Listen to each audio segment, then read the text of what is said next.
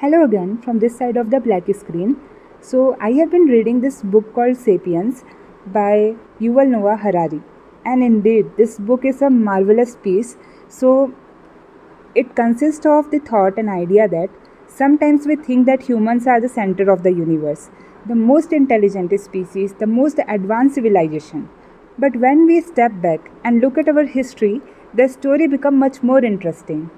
In Sapiens, Yuval Noah Harari explained that for most of human history, we were not the rulers of the planet. About 70,000 years ago, humans were just another species of animal.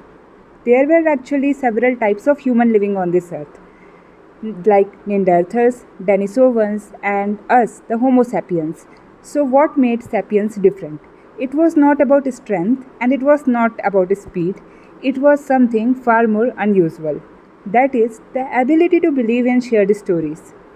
Yes, the ability to believe in shared stories.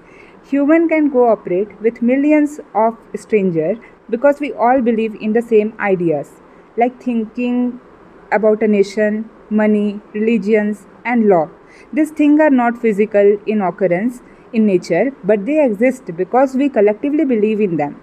And that belief allows humans to organize society, build cities, create government, and shape civilization. In other words, our world is not only built on reality, it is built on shared imagination. Harari's idea is simple, but it is powerful. The human species did not dominate the planet because we were the strongest. We dominated because we could cooperate in large numbers through stories. And when you think about it, even today, our entire world still runs on these invisible agreements. Money only works because we believe it has value, countries exist because we believe in border, and societies function because we believe in rules. So maybe the real power of humanity is not about muscles or technology. Maybe the real power of human is the stories we choose to believe. That's all. Thank you for listening.